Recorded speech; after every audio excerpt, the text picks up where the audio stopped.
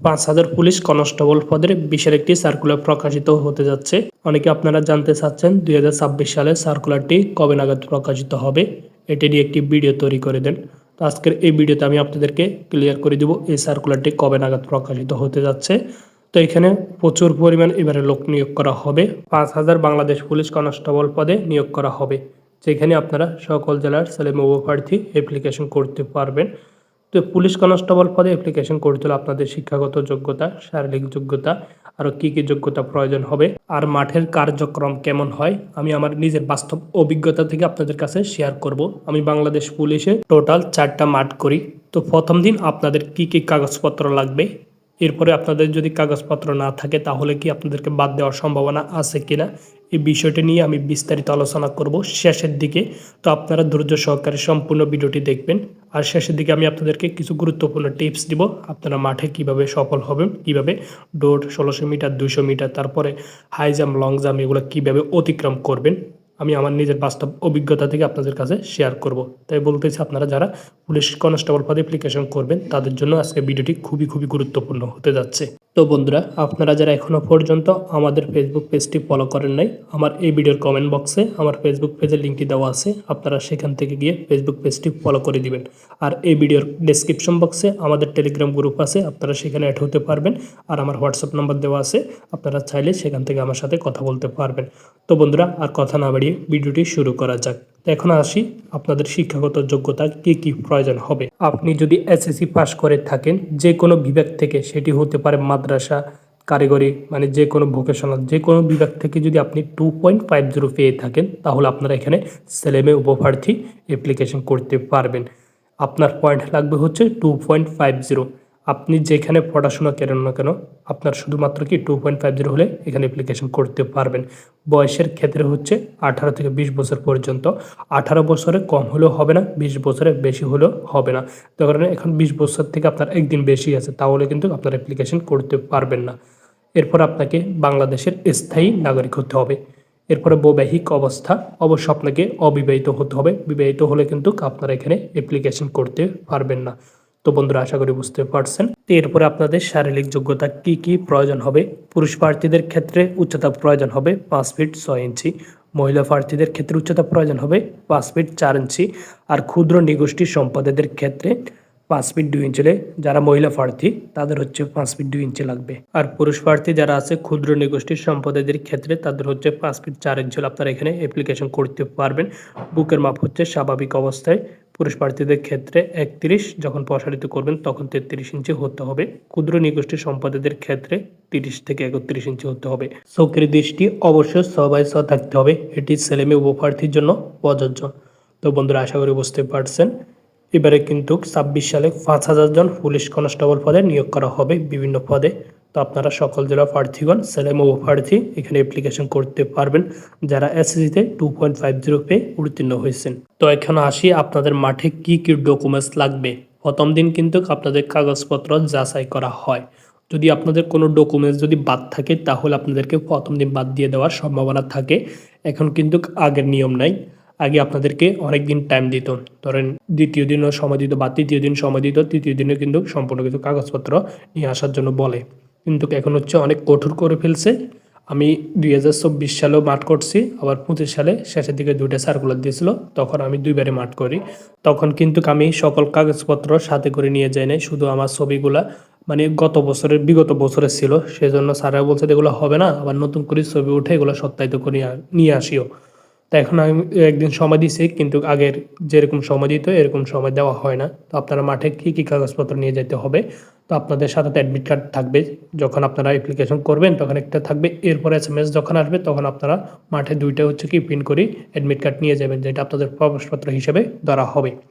এরপরে আপনার কি লাগবে, পাসপোর্ট সাইজের 2-3 কপি ছবি লাগবে। এগুলো উপরে সত্যায়িত করতে হবে, মানে ছবির পিছন দিয়ে আপনার নাম থাকবে। এরপরে প্রথম শ্রেণী গ্রাজুয়েট অফিসার কর্তৃক আপনারা এগুলো সত্যায়িত করবেন।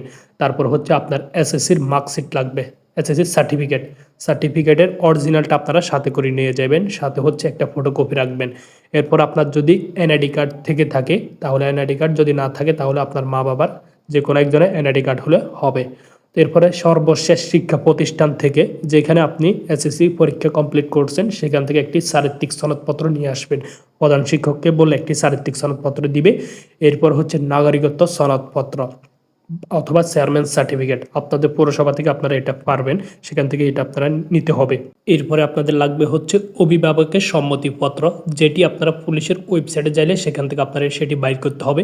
মানে আপনি যে বাংলাদেশ পুলিশ কনস্টেবল পদে অ্যাপ্লিকেশন করছেন, যেখানে যোগদান করতে চাচ্ছেন, আপনার অভিভাবকে কি সম্মতি দিছে কিনা সেটি একটি আপনারা কম্পিউটার দোকান থেকে বাইর করতে হবে বাংলাদেশ পুলিশের ওয়েবসাইট থেকে। তো বন্ধুরা, আশা করি বুঝতে পারছেন। এগুলো হচ্ছে আপনাদের প্রথম দিন প্রয়োজন হবে। যখন আপনারা মাঠে যাইবেন তখন আপনাদের প্রথম দিন হচ্ছে আপনাদের শারীরিক যোগ্যতা এগুলো যাচাই করবে। শারীরিক যোগ্যতা হচ্ছে কি আপনাদের উচ্চতা, বুকের মাপ, তারপরে হাইট এগুলো দেখবে। এরপরে হচ্ছে আপনাদের কাগজপত্র এগুলো যাচাই করবে। যারা এগুলোতে ঠিক থাকবে তারা হচ্ছে দ্বিতীয় দিন ইভেন্টে যোগদান করতে হবে।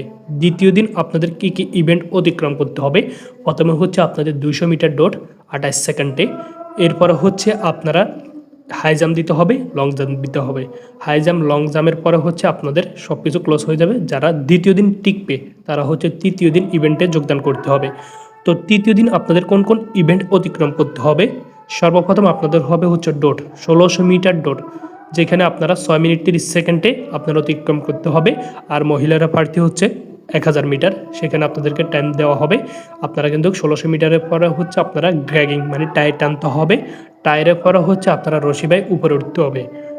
টায়ারে কোনো টাইম থাকবে না, রশি বাই যেখানে উঠবেন ওইখানে কোনো টাইম মেনটেন করতে হবে না, শুধু হচ্ছে আপনারা ডোপরে টাইম দেওয়া হবে। তো বন্ধুরা, আশা করি বুঝতে পারছেন। এরপরে দ্বিতীয় দিন আরেকটা ইভেন্ট রয়ে গেছে, যখন আপনারা 1600 মিটার 200 মিটার দৌড় দিবেন। এরপর হচ্ছে আপনাদের পুশ আপ হবে। পুশ আপ হচ্ছে 30 সেকেন্ডে 15টা দিতে হবে। এরপরে 25 সেকেন্ডে হচ্ছে মেয়েরা 10টা দিতে হবে। তো বন্ধুরা, আশা করি বুঝতে পারছেন। এটা হচ্ছে দ্বিতীয় দিন আপনাদের ইভেন্ট। যারা দ্বিতীয় দিন টিকে যাবে, এরপরে তৃতীয় দিন হচ্ছে আপনাদের যেগুলো বলছে এগুলো আপনাদের হবে। এরপরে যারা তৃতীয় দিনে টিকবে, যারা 1600 মিটার, তারপরে গ্যাগিং, যারা রশিবে উপরে উঠতে পারবেন, তারা হচ্ছে এরপরে লিখিত পরীক্ষা। এরপরে হবে আপনাদের লিখিত পরীক্ষার জন্য একটি নির্দিষ্ট টাইম দেওয়া হবে। ওই টাইমের ভিতরে আপনারা করতে হবে, লিখিত পরীক্ষার জন্য অ্যাপ্লাই করতে হবে। এরপর আপনাদের প্রবেশপত্র আসবে। এরপর আপনাদের যে নির্দিষ্ট তারিখ আছে তখন আপনারা লিখিত পরীক্ষায় অংশগ্রহণ করবেন। লিখিত পরীক্ষা কোন কোন সাবজেক্ট থাকবে? বাংলা, গণিত, ইংলিশ এবং সাধারণ জ্ঞান। এগুলো থেকে প্রশ্ন করা হবে। 45 মার্কের পরীক্ষা হবে। তো আমি যখন 4বার দিছি, আমার বাস্তব অভিজ্ঞতা আছে। তো কোন কোন বিষয় থেকে আপনাদের পরীক্ষা হবে এখন তো আপনারা জানতে পারছেন কেমন হবে। এগুলো হচ্ছে 4-5 যে অঙ্কগুলো আছে এগুলো থাকবে, বাগধারা থাকবে, সন্ধি বিচ্ছেদ থাকবে, বিপরীত শব্দ থাকবে, এরপর একটি রচনা থাকবে। তো আমাদের সময় ছিল হচ্ছে শীতের সকাল আর হচ্ছে ইন্টারনেট, এই দুইটা আর্টসে হচ্ছে বাংলাতে। এরপরে বিপরীত শব্দ আর্টসে। এরপর হচ্ছে ইংরেজি ছিল হচ্ছে প্যারাগ্রাফ, মানে মাই ফেভারিট গেম কোনটি ওইটি, সেটি আসছে। তারপর হচ্ছে ট্রান্সলেশন করা বাংলা থেকে ইংলিশ, ইংলিশ থেকে বাংলা, এগুলো আসছিল। এরপরে 2টি পাটিগণিত আর 2টা হচ্ছে বীজগণিত। এগুলো আপনারা আশা করি পারবেন। ক্লাস 6-7 থেকে বীজগণিতগুলো আসে, আর হচ্ছে 4-5 থেকে হচ্ছে পাটিগণিত এগুলো আসে। পিতা পুত্রে বয়সের বা এগুলো, একটি পেন্সিলের দাম এত টাকা, একটি কলমের দাম এত টাকা, মানে এগুলোই আসে বেশিরভাগ। তো বন্ধুরা, আশা করি বুঝতে পারছেন। তো বন্ধুরা, আমি আপনাদেরকে একটা টিপস দিব বলছিলাম। তো আপনারা যখন 200 মিটার ডোপট দিবেন তখন আপনারা কিভাবে ডোপট দিবেন? 200 মিটার এটি হচ্ছে টাফ ব্যাপার, যেখানে 28 সেকেন্ডে আপনাকে কমপ্লিট করতে হবে। যেখানে আপনাদের থাকবে হচ্ছে 15 জন বা 20 জন করে একসাথে দেয়। আমাদের সময় হচ্ছে 15 জন দিছিল। তো এরপরে আমরা 15 জন আমি কিভাবে ডোপট দিয়েছিলাম, আমার ফোকাস ছিল কিন্তু সামনের দিকে। মানে বাঁশি দেওয়ার সাথে সাথে আপনারা ডোপট দিবেন, কারো পাঁচ সাথে ধাক্কাধাক্কি করবেন না। মানে কারো যদি আপনি করতেছেন, খাদে ফালাইতেছেন, উল্টা আপনি নিজেই খাদে পড়বেন। কাউকে কি আপনি ল্যাং মারবেন না বা কারো পাঁচ সাথে করবেন, আপনি আপনার মতো ডোপট দিবেন। আমি আরেকটা কথা বলি, এটা হাসার কথা। মানে আমি চিন্তা করছি যে পিছন থেকে আমাকে কুকুরে দৌড়াইতেছে, মানে আমাকে কুকুরে দুম্বাইতেছে। আমাদের যে প্যানির বাসার যেটা আমরা বলি আরে না, আমাকে আমি মাথার মধ্যে এটা রাখছি। আমি দেখতেছি আমার পিছন দিক থেকে আমার শত্রুরা আমাকে দুম্বাইতেছে। এরপর আমি কি এমন জোরে ডোপট দিয়েছে, আমি কি করছি না করছি কিছু না। এরপরে যেখানে এটা ইভেন্টটা শেষ হয়েছে সেখানে আসে আমি পড়ে গেছি। এরপরে স্যাররা আমাকে উঠেছে। আর হচ্ছে আপনাদের ব্যালেন্সটা ঠিক রাখবেন। যদি আপনাদের পা যদি ব্যালেন্স ঠিক না থাকে তাহলে আপনি ইনজুরি হয়ে যাবেন, মাথা ভেঙে যাওয়ার সম্ভাবনা আছে। এরপরে 200 মিটারে আপনারা যখন কমপ্লিট হয়ে যাবে, এরপরে তৃতীয় দিন ট্রাফ হচ্ছে 1600 মিটার, যেখানে 6 মিনিট 30 সেকেন্ড আপনাকে কমপ্লিট করতে হবে। অনেকে হচ্ছে কি প্রথম দিক থেকে জোরে ডোপট দেয়, মানে দ্রুত যাওয়ার চেষ্টা করে, এরপরে শেষের দিকে তার গা থেকে এনার্জি থাকে না। তো আপনারা প্রথম অবস্থায় কি আস্তে আস্তে ডোপট দিবেন, এরপর আস্তে আস্তে রেস্ট পাইবেন। এখানে হচ্ছে আমরা 8 চক্কর দিয়েছিলাম আমাদের ফেনী জেলাতে। তো এখন আপনারা কি করবেন, প্রথম অবস্থা আপনারা আস্তে আস্তে ডোপট দিবেন, এরপর আপনাদের রেস বাড়াবেন। যখন 4 চক্কর হয়ে যাবে এরপর আরও দ্রুত রেস বাড়াবেন। আস্তে আস্তে আপনারা রেস বাড়াবেন। প্রথম দিকে আপনারা স্লোতে ডোপট দেবেন, কেননা তখন আপনাদের শক্তি থাকবে, গাতে এনার্জি থাকবে। শুরুতে যদি আপনারা দুপট দেন, জোরে ডোপট দেন, তাহলে আপনারা শেষ পর্যন্ত যাইতে পারবেন না। আপনাদের মাথা ঘুরাবে, এরপর আপনারা পড়ে যাবেন। তো আমাদের সময় হচ্ছে বৃষ্টি ছিল 2025 সালের তো শেষের দিকে, যখন সার্কুলার প্রকাশিত হয়েছিল তখন বৃষ্টির মধ্যে দিছে আমাদেরকে, পোলরে দেওয়া হয়েছিল। এর আগে আমাদেরকে গ্যাসের মধ্যে ডোর দিলে অনেক ভালো, তখন আপনাদের চোখগুলো গোল হয় না, মানে অন্ধকার দেখা যায় না। তো বন্ধুরা, আশা করি বুঝতে পারছেন 200 মিটার এবং 1600 মিটার আপনারা কিভাবে ডোপট দিবেন। আর যারা রিটেন পর্যন্ত যাইতে পারবেন, রিটেনে যদি আপনি ভালো করেন তাহলে আপনার জন্য ভাইবা অনেক সহজ হয়ে যাবে। যেখানে ভাইবাতে শুধুমাত্র আমার ভাইকে জিজ্ঞাসা করছে শুধু ফজর আজান দেওয়ার জন্য, এরপরে ফজর আজানের যে 2টা বাক্য বলে এটার অর্থ বলার জন্য বলছে। তো আর কোনো প্রশ্নই করে নাই। মানে আপনার যদি রিটেনে ভালো থাকে তাহলে আপনাকে ভাইবা অনেক সহজ ধরবে। তো এটা আশা করি আপনারা এর দিকে ফোকাস দিবেন, বেশি হচ্ছে আপনারা রিটেনের দিকে ফোকাস দিবেন। তো বন্ধুরা, আশা করি বুঝতে পারছেন। এরপরে যদি আপনাদের কোনো প্রশ্ন থাকে অবশ্যই আপনারা আমাদের টেলিগ্রামে জয়েন হয়ে যাবেন, সেখানে আমাদেরকে প্রশ্ন করবেন, অথবা আমার ইয়ার নাম্বার দেওয়া আছে, হোয়াটসঅ্যাপের নাম্বার দেওয়া আছে, সেখানে আপনারা আমার সাথে কথা বলতে পারবেন। আর যেটি প্রয়োজন হবে আপনারা কমেন্টে জানাবেন। তো বন্ধুরা, এই সার্কুলারটি কবে নাগাদ প্রকাশিত হবে? আজকে হচ্ছে ফেব্রুয়ারি মাসের 3 তারিখ। বিগত বছরগুলোতে ফেব্রুয়ারি মাসে সার্কুলার প্রকাশিত হয়েছে। এখন হচ্ছে সামনের নির্বাচন, 12 তারিখে হচ্ছে ভোট। তো আপনারা সকলে জানেন ভোটের পরে কিন্তু সার্কুলারটি প্রকাশিত হওয়ার সম্ভাবনা আছে। তো আপনারা যারা অ্যাপ্লিকেশন করবেন এখন থেকে প্রস্তুতি গ্রহণ করুন। তো আজকে ভিডিওটাই পর্যন্ত, দেখা হচ্ছে কোনো ভিডিওতে। ততক্ষণ পর্যন্ত ভালো থাকুন, সুস্থ থাকুন। সবাইকে জানাই আসসালামু আলাইকুম।